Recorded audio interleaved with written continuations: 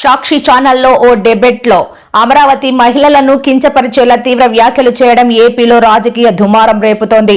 TDP YCP నేతల మధ్య మాటల తూటాలు పేలుతున్నాయి. ఈ క్రమంలో మంత్రి నారా లోకేష్ వైసీపీ అధినేత జగన్ ను ఉద్దేశించి విమర్శనాస్త్రాలు సంధించారు. తన జీవితాన్ని జగన్ జీవితాన్ని పోల్చారు. నాకు కాలేజీ జీవితం ఉంది, మీకు జైలు జీవితం ఉంది. నాకు క్లాస్మేట్స్ ఉన్నారు, మీకు జైల్ మేట్స్ ఉన్నారు. అర్థమైందా రాజా అని లోకేష్ ప్రశ్నించారు. మహిళలను గౌరవించడం తనకు నేర్పించారని, కానీ జగన్ మాత్రం కన్న తల్లిని సొంత చెల్లిని ఇంటి నుంచి గెంటేసి కోర్టుకు లాగారని ఆరోపించారు. ఎందుకు రాబోయే అన్నాడు, టైంకి పడుకున్నాడు, టైంకి లేచేవాడు అన్న. వేదిక మీద చాలా మందికి తెలుసు, మా మాస్టర్ గారు చిరంజీవి గారు కూడా బాగా తెలుసు. మన గ్రాడ్యుయేట్ ఎమ్మెల్సీలో గెలిచిన పౌరుడు బా, అందరు తొంగి చూస్తున్నారు ఎవరు బాయినా అని. అందరు తెలిసిన వ్యక్తే, బోలా శంకరుడు నన్నే వాయిస్తా ఉంటాడు బా.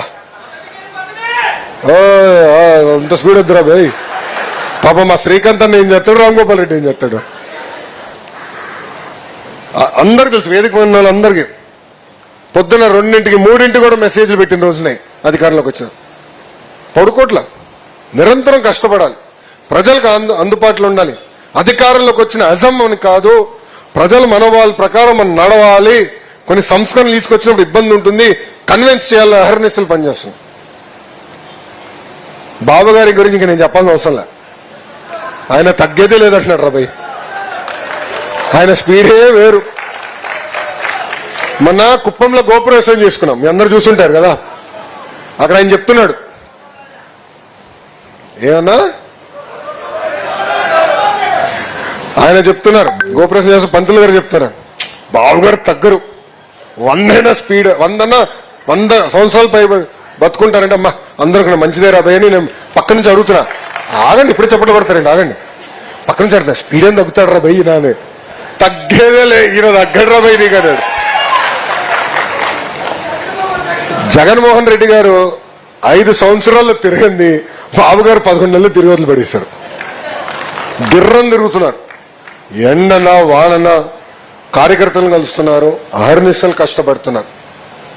దారి తప్పిన రాష్ట్రాన్ని సరైన దారిలో పెట్టాలి, ఇచ్చిన హామీలు మనం నిలబెట్టుకోవాలి అనే లక్ష్యంతో అహర్నిశలు పనిచేస్తున్నారు గౌరవ ముఖ్యమంత్రి చంద్రబాబు నాయుడు గారు. వయోభారం ఎక్కడ కంపడకుండా చేస్తున్నారు, అది ఆయన ఉన్న గొప్పతనం. అంటే మన అధినేత అంత కష్టపడితే మనందరం ఎంత కష్టపడాలో దయచేసి. వైకాపాలు వస్తే ఒకటే అడగండి రాబాయ్, వాళ్ళ అధికారంలో లేరు, 11 సీట్లే. మళ్ళీ జగన్ గారు ఎక్కడున్నారు? జంప్ రిలాక్స్ అవుదాం అనుకుందాం, బాగా కష్టపడ్డాడు కదా 5 సంవత్సరాలు ఫోన్లే పడుకొని. కానీ తాడేపల్లికి వచ్చినప్పుడు కనీసం కార్యకర్తలను కలిశాడండి, ఫోటోలు దిగాడా? ప్రతిపక్షం అధికారంలో ఉన్నప్పుడు టైం లేదు, అబ్బో గొప్ప వ్యక్తిలే, బాగా తిరిగినాడు కదా గుర్రని, ఫోన్లే అనుకున్నాం. ప్రతిపక్షం వచ్చిన తర్వాత కూడా వాళ్ళ అభ్యర్థులను కలవాలా, ప్రతిపక్షం వచ్చిన తర్వాత వాళ్ళ మండల పార్టీ వాళ్ళని కలవాలా. కానీ తెలుగుదేశం పార్టీ ఇచ్చిన హామీ మేరకు ప్రభుత్వ కార్యక్రమం ఏమున్నా కూడా నియోజకవర్గంకి వస్తే కార్యకర్తల్ని కలిసిన తర్వాతనే ఏ కార్యక్రమం చేస్తామని చెప్పా. ఇచ్చిన హామీ మేరకు గౌరవ జాతీయ పార్టీ అధ్యక్షులు చంద్రబాబు నాయుడు గారు గాని, ప్రధాన కార్యదర్శిగా మీ లోకేష్ నిన్న చూసారా సాక్షులు ఎట్లా మాట్లాడారు అంటే, ఇప్పుడు కూడా సిగ్గు లేకుండా అట్లా మాడుతున్నారు, మహిళల్ని కించపరిచే విధంగా మాడుతున్నారు.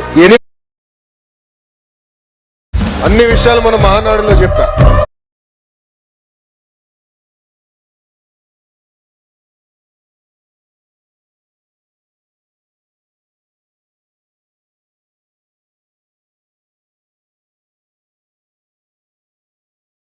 తెలంగాణ ముఖ్యమంత్రి రేవంత్ రెడ్డి ఢిల్లీ పర్యటన ముగిసింది. ఈ రోజు మధ్యాహ్నం తర్వాత ఆయన హైదరాబాద్ కు బయలుదేరనున్నట్టు సమాచారం. కొత్త మంత్రులకు శాఖల కేటాయింపు, కొందరు మంత్రుల శాఖల మార్పులపై తన అభిప్రాయాలను వెల్లడించారు. ఈ సమావేశంలో ఏఐసీసీ